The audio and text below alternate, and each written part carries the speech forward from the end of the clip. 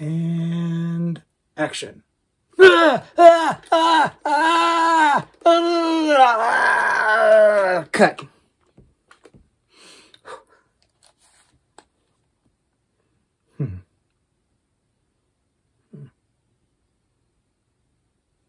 Honestly, I might be able to get distribution for this.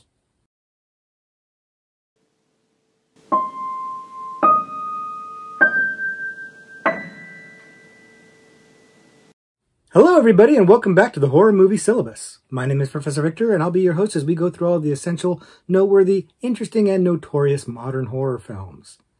If you're new to the channel, I'd recommend you check out our introduction video. There's a link to it in the description below, and it'll give you a good flavor of what the Horror Movie Syllabus is about. Basically, we look at a particular subgenre of horror, and then we pick 3 movies from that subgenre to explore. But today is our Is It Syllabus-Worthy series, and this is where I take a recommendation from you guys, a horror movie that I've never seen before that you guys reference or mention in the comments to one of my other videos. I check it out, and I decide, is it syllabus-worthy? Is it good enough or interesting enough to make it onto the horror movie syllabus? And today, the movie that we're looking at is Things. Things was recommended by L.S. Gregor, a.k.a. Lee, friend of the channel, and just good buddy with good taste. And just to be clear, Things with an S, not thing like the thing, because A, we've seen that, B, everybody knows that one. Things is a little bit more of an interesting one, and I had never seen it before, but I was a little bit familiar with it because I've seen that it's distributed by Sterling Entertainment, or at least it is now, on home video. And Sterling Entertainment being the distribution company that does things like the Camp Blood series. So already I've got an idea of what to expect from Things, and I'd heard about it because it's got some notoriety to it. So I kind of was vaguely familiar with it, and I always figured I'd meant to see it. Figured I'd get around to seeing it at some point. But Lee recommended it, and so I had to check it out. And Lee, in the video, the Do-It-Yourself video, recommended this. And in there, in his comment, he mentioned that it was so low budget, and we're going to get into that in a little bit. But he also mentioned how it felt like it was padded for runtime, and that he wasn't even sure if it really qualified as a do-it-yourself movie because he thought there might be some studio help in the production because of the presence of Amber Lynn, an actual movie star. We'll get into that in a little bit too. So he gave me some information that I didn't know about the movie going in, but that was it. The reputation that I knew about it and what Lee warned me about was what I had to go on when I watched this movie.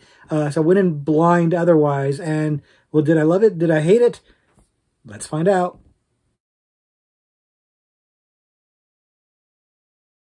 Like I said, the movie that we're looking at today is Things.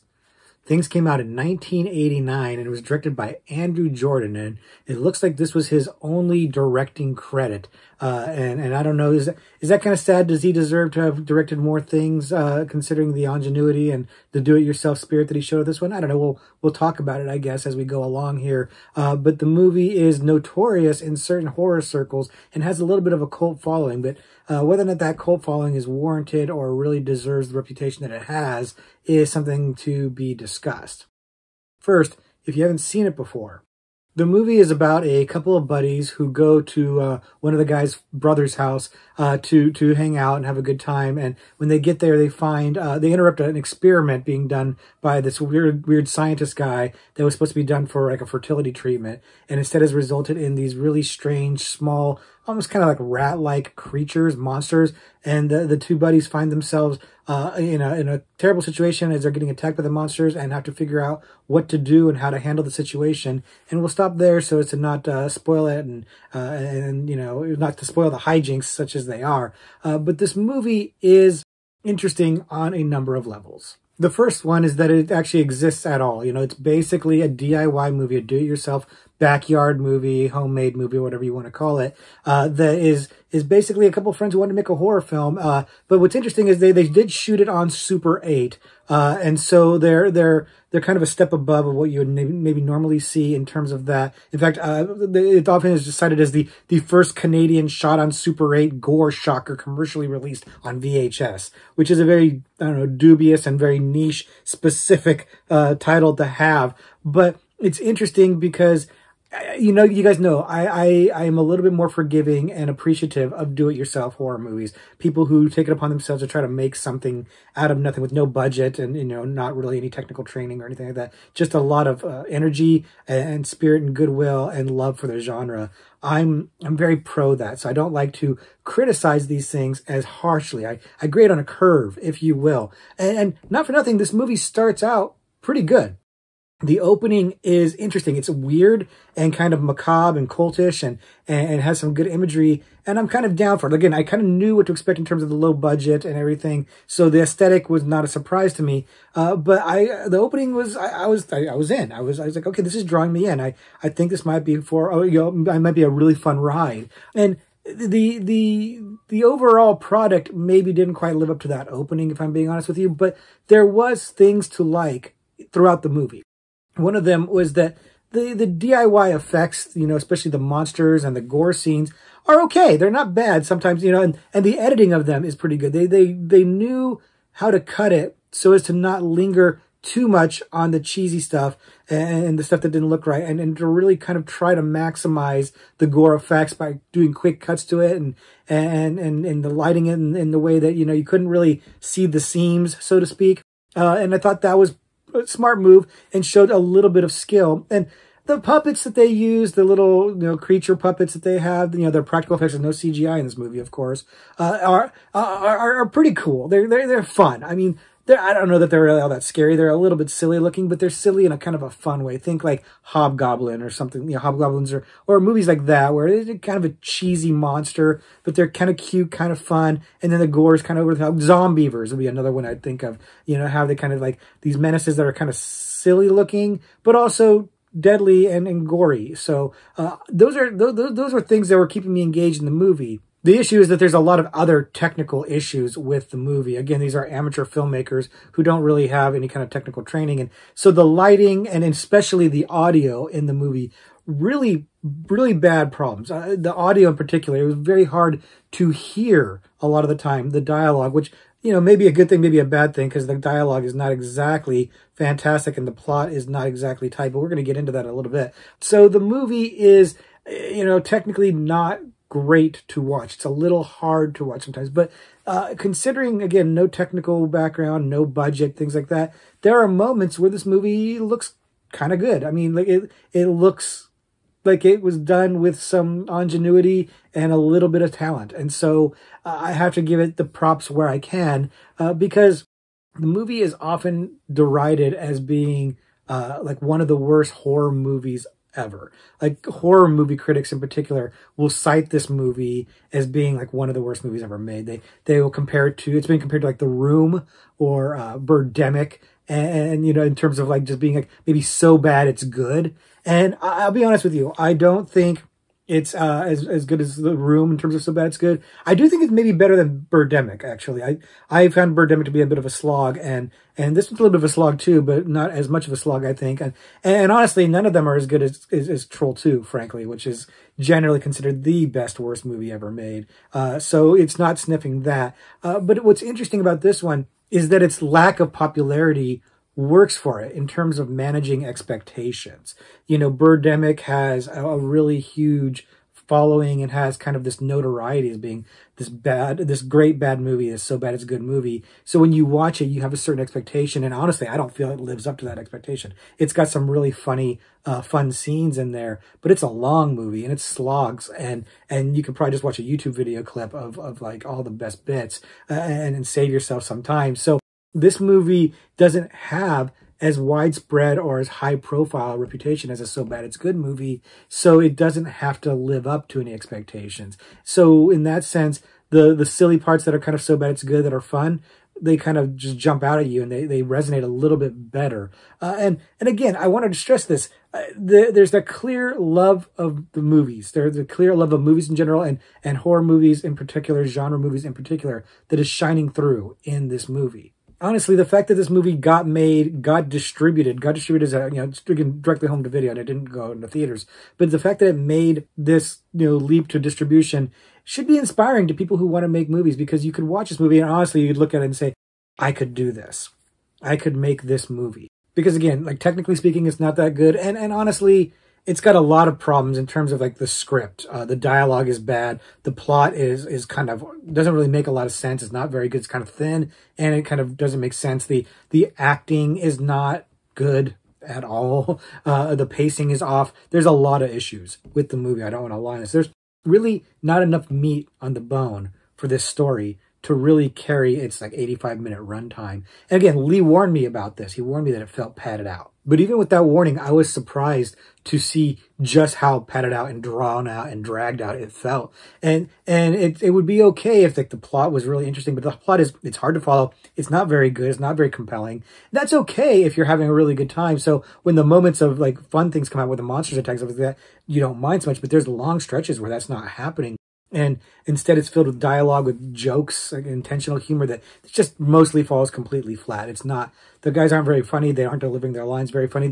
I guess there's some humor in their acting being bad, that kind of gets old really quick, and you don't really have a lot of stuff to kind of carry you through these slogging slow points in the film. These actors don't have the charisma, and they don't have a good script or good dialogue or good jokes to make up for the lack of monsters in the scenes where there aren't any monsters. And then the movie will keep cutting back to Amber Lynn, who I'm told is an adult film star. I wouldn't know. But Amber Lynn is a news reporter. She's clearly sitting in like somebody's living room, but they try to make it look like she's doing a news report. But she's completely wasted here. Like they keep cutting back to her to give news reports that don't really add anything to the movie. They just kind of feel like a weird filler thing. And I can't really understand why she's here, both in terms of a narrative perspective, like why is she playing this role in this movie, and also from like a meta aspect of like why is she playing this role in this movie, like how did she get roped into making this movie? This movie has no budget, and at the time she would have been able to command a salary, presumably.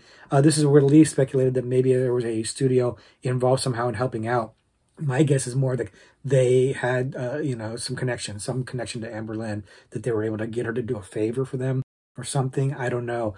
She's a good sport about it, but really, if you've got an adult film star in your horror movie and you're just having her read the news, you really missed the opportunity there. I feel like there is an opportunity to have her do some actual acting and be a character in the movie, getting attacked by monsters, whatever. Add some sex appeal to the film. Again, the start of this movie kind of lets you think it's going one way, and then the movie goes another way. I don't want to spoil anything, so I'm not trying to get too into it, but yeah, missed opportunity there. And again, I could kind of zero into that bad script. I think they really didn't have a really clear idea of what it is they want to do. They kind of like just started shooting, it feels like, and kind of almost making it up as it goes along. I wouldn't be surprised to find out a lot of this was ad-libbed. It feels that way. And I don't want to bash it too hard, because I get these guys aren't necessarily writers. Andrew Jordan, the director, also is the co-writer along with another guy. But my guess is they're getting co-writing because they're just kind of riffing and stuff like that. And it doesn't really hold the movie together very well. So it's not an amazing example of so bad it's good, but it is potentially better, in my opinion at least, than Birdemic. So does that make it syllabus-worthy? Well, let's find out.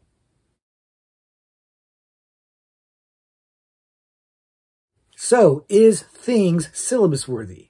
Based on what I've been saying, it probably sounds like it's not, but my answer is actually maybe. Maybe. And it's for that reason I just mentioned, that I do think, while it's not as so bad it's good as something like Troll 2, it's better to me than Birdemic for the reasons I mentioned previously. It's a little bit shorter, it doesn't slog quite as much, and it's not as well known. It has this reputation, and it has a little bit of a cult following of being like this so bad it's good, worst movie ever made thing. And again, I don't think it really lives up to that rep. I don't think it warrants it, but it does have a certain notoriety, a certain appeal. Again, but it's a niche appeal. It's not like as well known as Birdemic. And Birdemic's not exactly super well known in the mainstream outside of horror fans. So think about that. It's even smaller than that. So does that make it more or less syllabus-worthy? Usually less, but then when you're talking about a doctorate level selection, for example, where you're trying to do a little bit more of a deep cut, something that's not as well known, this one might actually fit the bill. The thing is that you've got this cult following saying it's the worst movie ever made, and isn't that so funny? It's so bad it's good. That is something to, that gives it a bit of a notoriety, a credit, the reason to be mentioned in the syllabus. but they're the only ones talking about it. The horror community at large doesn't even seem to pay it any kind of mind or any attention, unlike something like Birdemic or especially something like Troll 2. So does it fit that bill? Does it squeak in there? Maybe. Maybe as a Doctor Level selection or even just an extra credit for the Doctor Level selection. Maybe. Because again, I didn't hate the movie. I didn't love the movie. I was kind of a little ambivalent. It kind of gave me exactly what I was expecting, except that the opening made me think it was going to be a little bit better than I expected. And then it was actually kind of just what I expected. It was kind of just, some friends filming in their house and trying to have a good time making a horror movie, and they did it. And I tip my hat to that. I give a lot of credit to that, but it isn't necessarily the most fun. I don't know that I'd revisit things very often because I don't think it has the widespread, like, consistent appeal and humor and So Bad It's Goodness as something like Troll 2. But I would watch things over Birdemic any day of the week. I really would. Birdemic, such a slog. This, I think, is better than that. So you guys might differ on that one. Your mileage may vary, but I'd be curious to hear. So, like, yeah, that's my thoughts on things. It's maybe syllabus-worthy. But let me know what you guys think, because I'm sure some of you have seen this. Let me know if you think it's better or worse than Birdemic, because that's where I'm at it. Lee, what do you think? Is it better or worse than Birdemic? You're the one who recommended this, and thank you for the recommendation. But I'd like to hear your thoughts on where you think this lands vis-a-vis the other So Bad It's Good horror movies, because I think that's probably where it goes. It could also go and do it yourself, honestly. But So Bad It's Good is where the conversation seems to go in terms of critics' reviews of the movies. So let's kind of focus on that one, because that's what I'm thinking is where maybe it tries to fit. And now it's time for me to fit in a horror trivia pursuit card. It's that time of the video where I like to look at a horror trivia pursuit card and try to answer it on camera and see if I can get it right without cutting. And let's go with the monster category, because it's, we're talking about things, and it's about monsters. So here's the question. What is the name of the ship that brings Dracula to England in 1931's Dracula? Okay, I'm pretty sure I know this one. I've seen the 1931 Dracula. We've actually talked about it a little bit here, and not to spoil things too much, but we may be talking about it a little bit more in depth in the future on the channel, but I don't want to get into that too much.